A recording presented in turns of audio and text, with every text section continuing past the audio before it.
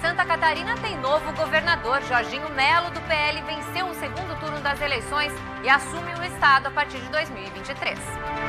Eleitores de Canoinhas também foram às urnas para eleger novo prefeito na cidade. Entenda o que aconteceu por lá. Resultado da eleição para presidente não agrada a parte da população e manifestantes bloqueiam trechos de rodovias federais por todo o país. Santa Catarina já tem mais de 20 pontos bloqueados. As condições do tempo têm alerta para frio intenso e a chance de neve. Será que se mantém aqui para o estado? Essas informações e muito mais você acompanha a partir de agora no SC Acontece para toda Santa Catarina.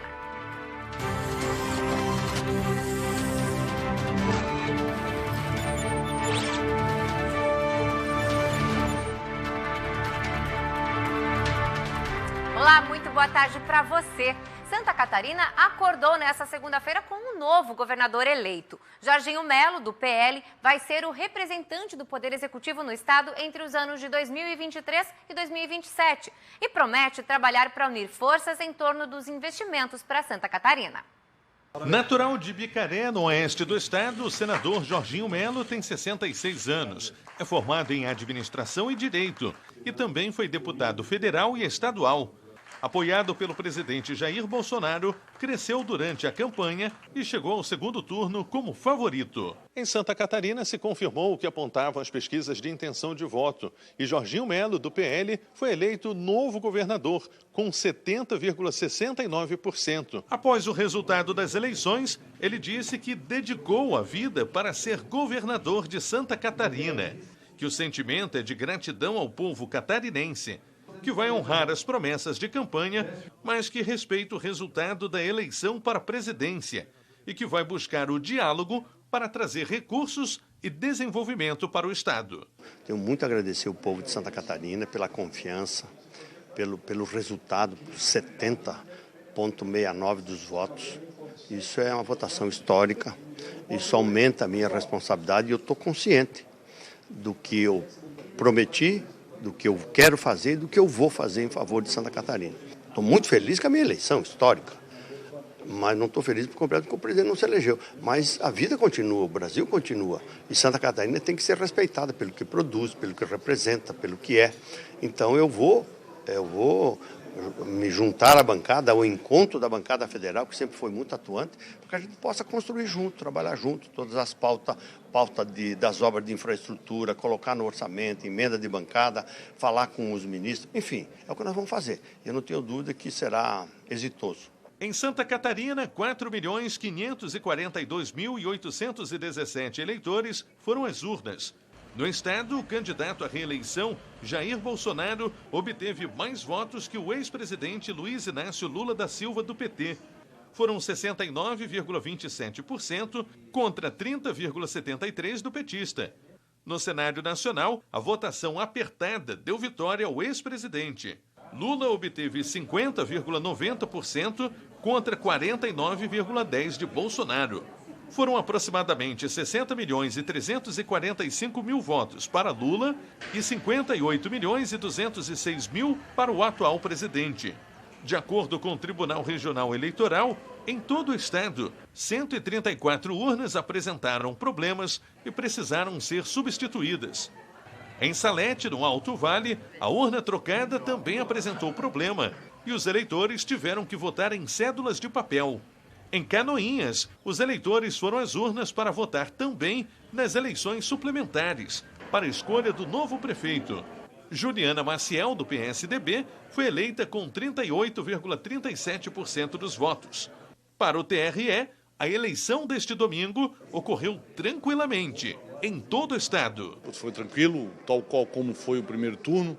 Nós só tivemos um evento que aconteceu em Salete, Taió, uma urna eletrônica apresentou problema, veio a contingência, apresentou problema e agora nós estamos lá fazendo a apuração do voto em cédula de papel. São 380 votos só, 52 já estavam depositados na urna eletrônica, recupera-se esses 52 e depois faz-se a contagem dos votos nominais que foram lançados nas cédulas de papel. Em Lebon Regis, no meio-oeste catarinense, a Polícia Civil apreendeu 13 barris de chope, que seriam distribuídos à população em caso de vitória de um candidato.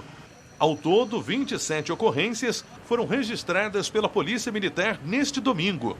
A maioria, no entanto, relacionada à propaganda de boca de urna. Então, pelo número de ocorrências, né, pela nossa presença também ostensiva, orientando, também pela colaboração, né, do cidadão, que foi votar e respeitando sempre os adversários e as nossas orientações, o balanço final é de um dia muito tranquilo.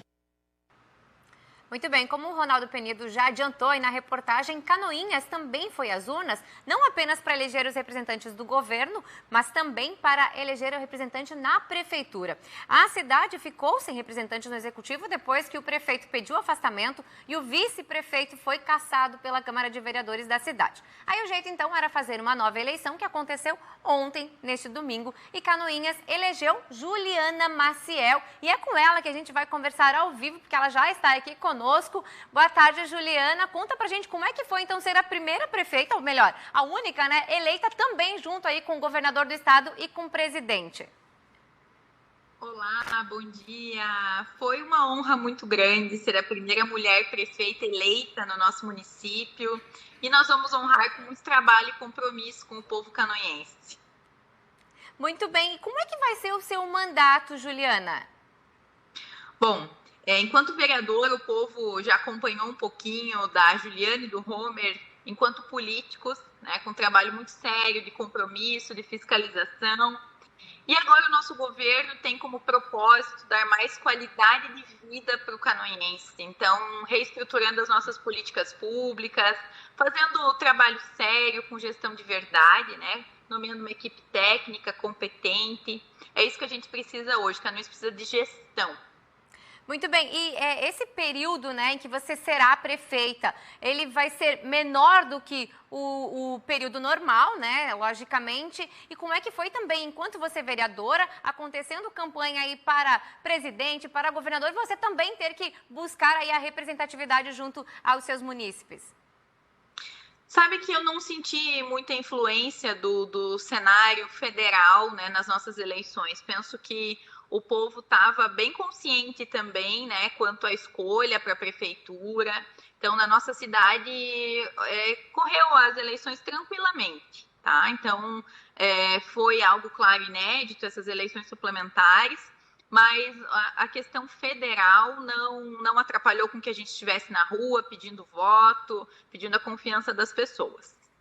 Tá certo, viu? Muito obrigada, Juliana, e sucesso aí ao longo esses anos ainda de trabalho, viu? Obrigada. A gente continua falando ainda de eleições, porque o resultado das eleições para presidente não agradou uma parte aí da população e uma série de manifestações começou pelo estado. Vários trechos das rodovias federais estão bloqueados.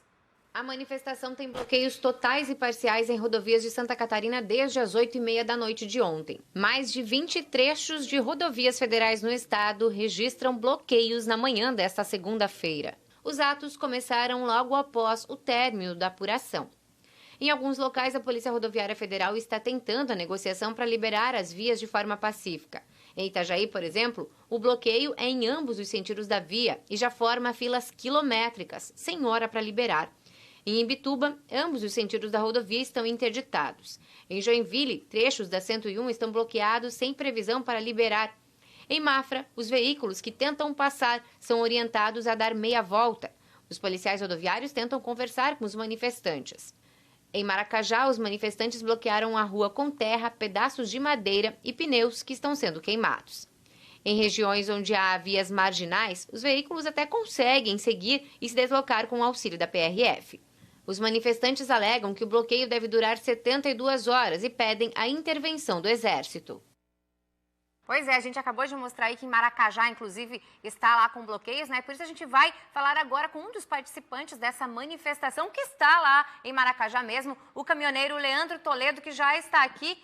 Boa tarde, Leandro. Eu queria que você descrevesse para a gente como é que está a situação por aí, tudo bem? Tudo bem. A situação está a seguinte, que nós não podemos sair daqui, eles trancaram com terra tudo aqui, pedaço de pau, pneu queimando, e o pessoal não sairá daqui enquanto o exército não tomar conta. Perfeito. Leandro, como é que começou tudo isso? Que horas que era já, mais ou menos, quando vocês trancaram essa região aí de Maracajá? Aliás, eu não tranquei. Eu estava vindo de caminhão, daí foi trancado em Criciúma, que está trancado também, consegui fugir do bloqueio. Vim até Maracajá, cheguei em Maracajá, hoje por torno das 5 horas da manhã, e estava bloqueado, tudo aqui bloqueado. Certo. Então aqui teve a polícia rodoviária, conversou com nós, só pediu para não ter tiro e briga e fazer uma manifestação tudo na paz aqui. Tá tranquilo a situação por aí? Como é que tem muitos caminhões já enfileirados? Tem carros pequenos também? Como é que tá? Não, o carro pequeno nós estamos liberando. Liberando quem está indo a trabalho, tá tudo sendo liberado ali. Mais a manifestação dos caminhoneiros, né? Tem muito caminhão. Tá, eu acho que em torno de uns 20, 30 quilômetros de engarrafamento. E só que à tarde vai ser bloqueado tudo, nem carro pequeno passa. Só vão deixar espaço para ambulância, carro de saúde, é o que vai passar. Isso é para tarde, então essa é a recomendação que vocês receberam. Para tarde, então nada mais passa. Nada mais passa, nem sentido Curitiba, nem sentido Rio Grande do Sul, Porto Alegre. Perfeito. E olha só, existe uma previsão de quanto tempo vocês devem permanecer aí nesse bloqueio, os caminhões impedidos de passar, enfim? Até uma resposta, né? Querendo uma resposta toda aí, e no momento que tem uma resposta boa, mas a previsão é 72 horas. Hoje, amanhã e quarta-feira. Então a expectativa é que vocês permaneçam até quarta-feira, então, com bloqueios nas estradas. Essa é a recomendação que vocês têm recebido? Isso. E de onde que vem essas recomendações? Como é que vocês estão se comunicando? Como é que está funcionando tudo isso? Isso é o grupo que tem, né? Caminhoneiros, muitos caminhoneiros. Todo o Brasil tem a WhatsApp, e aí vem se comunicando. Vão se comunicando lá, tudo que é lugar, e daí vão fechando, né? Começou por Santa Catarina ontem aqui, né? E esse grupo, né, vocês estão se comunicando com algum representante do governo para tentar essa negociação? Como é que está essa negociação? Porque se vocês só vão liberar a partir da negociação, como é que está isso? Tem um que controla tudo aqui, que é ele que conversa com alguém lá, que é representante, né? Então vocês estão esperando que venha esse acordo para que aí sim possa ser liberado esses pontos de bloqueio? Sim, porque nós temos um apoio, porque foi um dos que mais trabalhamos, foi na pandemia, foi nós, né? E não paremos, abastecemos o Brasil todo, e agora vem uma situação dessa aí, né? Tá certo, viu, Leandro? Obrigada, tá? Obrigada por ter atendido a nossa equipe aí, ter falado conosco aí por telefone. A gente vai agora ao sul do estado, onde também há manifestações na BR-101 e quem traz os detalhes é o Alex Barros. Desde a noite de ontem, apoiadores do atual presidente Jair Bolsonaro estão realizando várias manifestações na BR-101 aqui no extremo sul de Santa Catarina. Eles contestam o resultado das eleições, mencionando o resultado que foi favorável a Luiz Inácio Lula da Silva, do PT, onde foi eleito o novo presidente do Brasil. As manifestações iniciaram por volta das 11 horas da noite em Santa Rosa do Sul, onde manifestantes pró-Bolsonaro trancaram os dois sentidos da BR-101. Em seguida, em Maracajá, manifestantes atearam fogo em pneus, impossibilitando assim o tráfego de veículos nos dois sentidos da rodovia. Segundo informações apuradas pela nossa equipe, aqui em Maracajá, carros de passeio estão conseguindo seguir viagem pela marginal da BR. Já no que se refere a caminhões e ônibus, não conseguem seguir viagem. A Polícia Militar está acompanhando o andamento das manifestações e a Polícia Rodoviária Federal já foi informada sobre o bloqueio. Aqui da região de Araranguá, nós temos como bloqueio em Santa Rosa do Sul, quilômetro 445, sentido sul-norte, onde os veículos estão passando apenas pelas vias laterais. Veículos de passeio, ambulância, uma carga viva. Lá também tem um bloqueio. Temos esse bloqueio aqui no 401 no Maracajá, que está nos mesmos moldes, e a gente está deslocando para verificar mais um bloqueio agora na Içara. A princípio, esses veículos de passeio estão passando pelas vias laterais, que esses locais dispõem, né? E quanto ao bloqueio total aqui em cima da rodovia, a nossa coordenação, a nossa chefia superior Brasília e Florianópolis estão reunidos para que a gente tenhamos uma solução em conjunta para todo o efetivo, tentar minimizar, né, o transtorno que a gente sabe que causa, o pessoal precisa se deslocar, enfim, mas vamos tentar resolver da melhor maneira possível, aguardando a determinação superior. A nossa equipe de jornalismo falou com o representante dos manifestantes em Maracajá, onde o mesmo mencionou que preferia não dar entrevista, onde mencionou que os manifestantes estão aguardando o pronunciamento do presidente da República ou ainda a intervenção militar para que possa assim acabar com a manifestação. Olha só, do sul do estado a gente vem para Grande Florianópolis, né? Porque um dos pontos também onde tem manifestação é Palhoça, onde os manifestantes fizeram uma barricada para evitar o trânsito sobre a BR-101. E a gente vai ao vivo então para lá para conversar com a repórter Júlia Matos. Júlia, você está aí na manifestação mesmo. Eu sei que teve dificuldade, inclusive, para chegar até aí. Boa tarde para você. Oi, Grazi. Boa tarde para você que acompanha o SC Acontece. Para que eu e o cinegrafista chegássemos aqui, a gente acabou estacionando o carro da emissora um pouco longe, né? E a gente acabou andando aqui cerca de 3 quilômetros até chegar nesse ponto. Esse é um dos mais de 20 pontos identificados pela Polícia Rodoviária Federal como pontos em manifestação aqui em Santa Catarina. A gente está no quilômetro 216 da BR-101, aqui em Palhoça, pegando o bairro Aririú.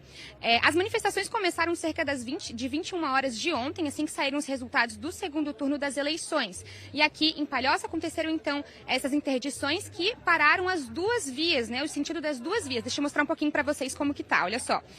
As marginais da BR também estão interditadas, ou seja, com trânsito muito lento, né? Os únicos a chegarem aqui foram as viaturas da Polícia Rodoviária Federal, que está aqui desde ontem, e a equipe do BOP, que chegou aqui por volta das 10h30. Eles estão conversando com o pessoal desde que chegaram, né? Os motoristas também estão parados aqui desde o início dos atos, por volta das 21 horas.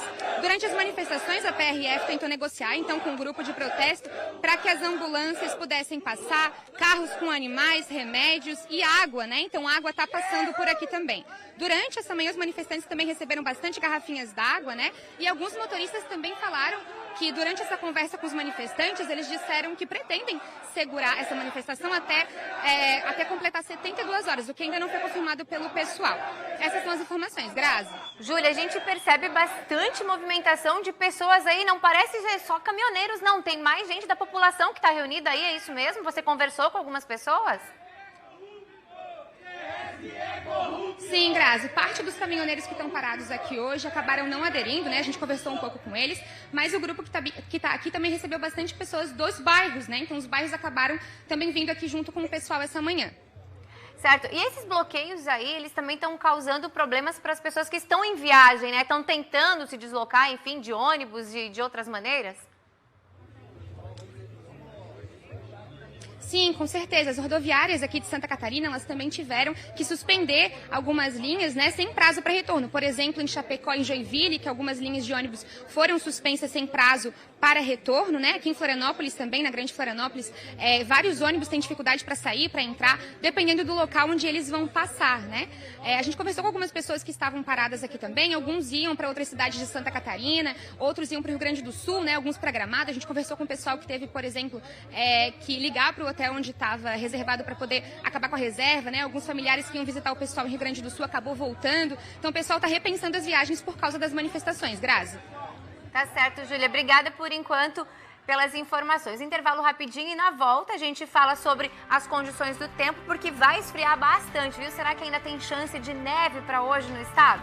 Daqui a pouquinho. E olha, os bloqueios e mais manifestações também foram registrados no Grande Oeste. E por isso, vamos conversar com o Ricardo Souza, que mora lá na região e acompanha a situação desde ontem à noite já. Hoje pela manhã, inclusive, novos trechos foram fechados por aí. Ricardo, você tem mais informações pra gente? Boa tarde. Me ouve, Ricardo? Ricardo não está nos ouvindo. Ah, acabou de nos ouvir. Ricardo vai... A gente consegue voltar com o Ricardo?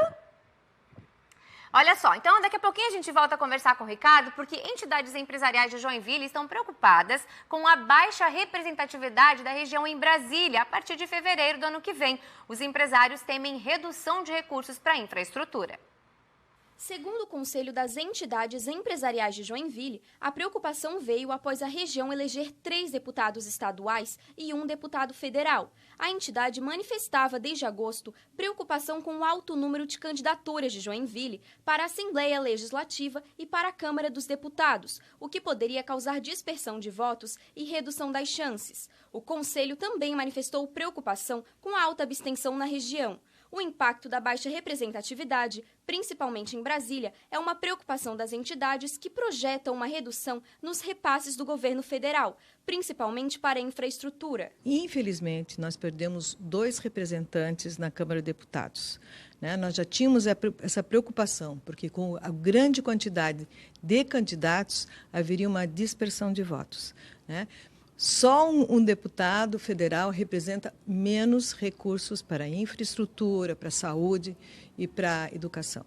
O único deputado federal eleito por Joinville, Zé Trovão, do PL, garante que vai trabalhar para que não haja redução de repasses, principalmente em conjunto com a bancada catarinense. Joinville perde por ser uma cidade tão grande com um único deputado.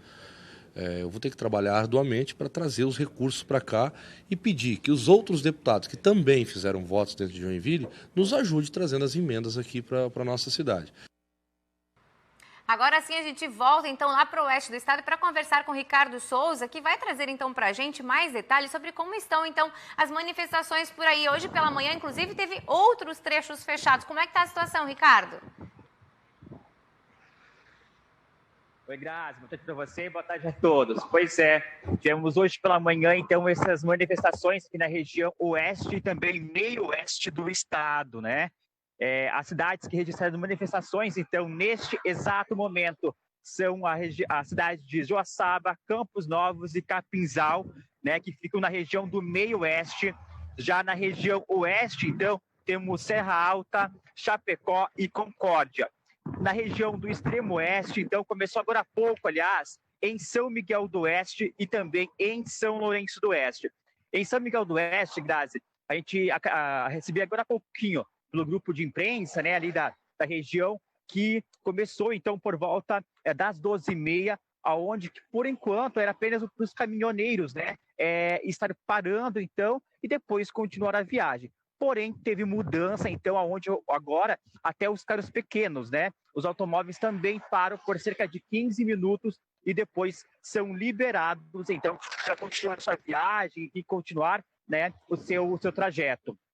Importante também ressaltar, Grazi, que esses veículos pequenos, né, eles eram parados, então, ali em São Miguel do Oeste, também em demais cidades. Porém, como a gente acabou de adiantar, em São Miguel do Oeste eles acharam melhor parar esses veículos pequenos também, assim como os caminhoneiros, né? Então, a partir de 15 minutos, eles ficam parados e depois são liberados para continuar a viagem. Tá certo, Ricardo. Obrigada aí pelas informações. Você continua acompanhando a gente, qualquer novidade você traz pra gente, viu? E olha, o momento de crise pode ser um impulso que muita gente precisa para colocar uma ideia nova em prática. Veja como ideias simples transformam o ambiente de negócios. Paulo e o sócio estudavam sobre arborização urbana quando tiveram uma ideia inovadora. Os dois criaram uma startup que ajuda a recuperar a saúde das árvores. A empresa trabalha na restauração de um dos maiores símbolos de Florianópolis, a Velha Figueira, de 152 anos de idade, na Praça 15, centro da capital. Nós criamos, então, uma solução para uma árvore monumental. Fomos atrás, mas o que é uma árvore monumental? É uma árvore que tem todo um contexto histórico, social e cultural dentro da cidade onde ela está. Primeiro nós fizemos uma avaliação, como se fosse um diagnóstico médico, né? Trouxemos a nossa equipe com engenheiros florestais, biólogos, e a gente fez um diagnóstico fitossanitário e risco de queda. Nós detectamos que tinham alguns galhos podres que tinham um risco de cair sobre algumas pessoas. Então, de imediato, nós fizemos uma primeira poda de limpeza somente de galhos podres ou com risco de queda, alguns galhos doentes também que poderiam passar essa doença para o restante da árvore, e estamos começando a fazer o tratamento de cavidade. A inovação normalmente está relacionada a uma nova ideia e surge diante de uma dor.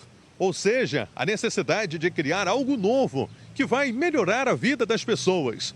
Foi assim que surgiu o projeto de revitalização da Figueira Centenária e muitos outros em andamento. A Yara viu na inovação uma oportunidade.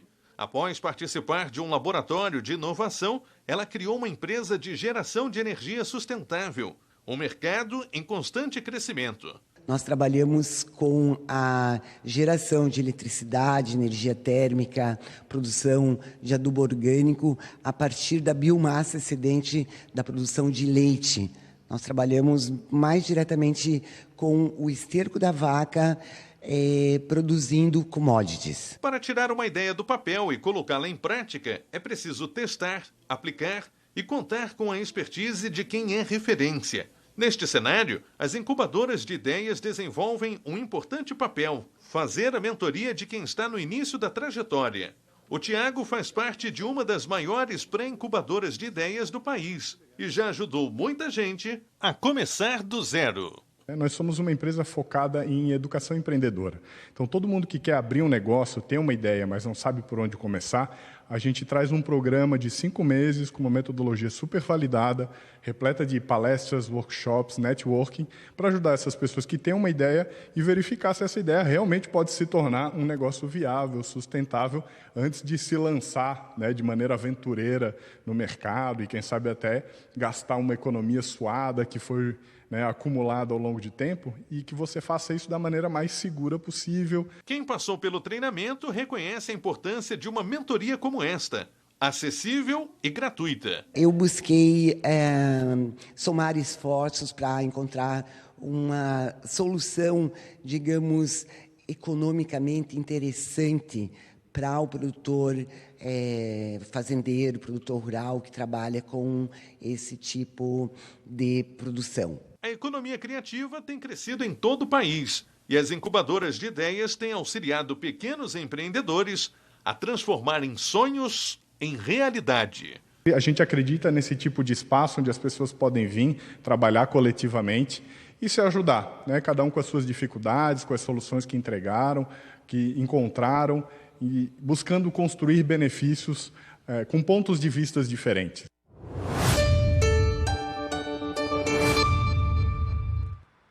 A segunda-feira já vem mostrando as mudanças nas condições de tempo, não é mesmo? O dia amanheceu bastante nublado, céu encoberto, já está chovendo em algumas regiões, nas que não está ainda vai chover até o fim do dia, essa é a previsão, uma condição de bastante instabilidade. Com isso, claro, as temperaturas vão mudar e olha, vão mudar bastante. As máximas não sobem muito, porque o friozinho vai voltar aqui para Santa Catarina. Vamos dar uma olhadinha, olha só, em Joinville, com condição de chuva, 23 graus, em Blumenau, 21 graus, isso de máxima, gente. Em Florianópolis, 21 graus, Tubarão, 20 também, em Lages, 17 graus, e em Chapecó, 16 graus. Ou seja, temperaturas bem diferentes do que nós vivemos no fim de semana e também por conta dessa época do ano, né? E essa mudança brusca nas condições do tempo, elas vêm sendo alteradas desde a semana passada e vêm sendo alertadas, inclusive. Afinal, já estamos em novembro, não é? Já está aí batendo a nossa porta e a gente vai ter chance de neve para hoje. Quer dizer, a gente quer saber se de fato